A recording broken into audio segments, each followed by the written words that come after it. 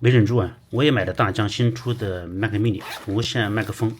它有两个突出优点，第一个是非常小巧，第二个它可以直接跟大疆 Pocket 3连接，不需要接收器，非常方便。网上有很多评测，但是我发现多数都集中在两个点，第一个是降噪，第二个是远距离传输。但是两个点呢，对我个人来说并不是最关心的。像我这种绝大多数的拍摄场景是在室内做一些产品拍摄、产品开箱或者是直播，比较关注的重点是音质，尤其是 Mac mini 的音质跟 Pocket 3自身录音的效果有没有什么差别。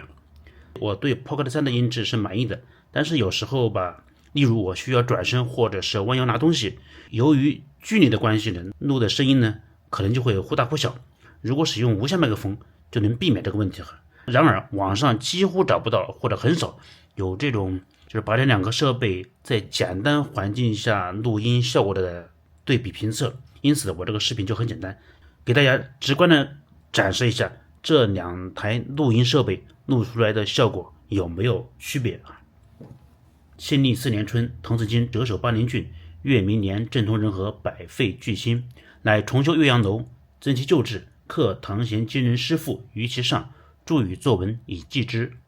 庆历4年春，滕子京谪守巴陵郡，越明年，政通人和，百废具兴，乃重修岳阳楼，增其旧制，刻唐贤今人诗赋于其上，注语作文以记之。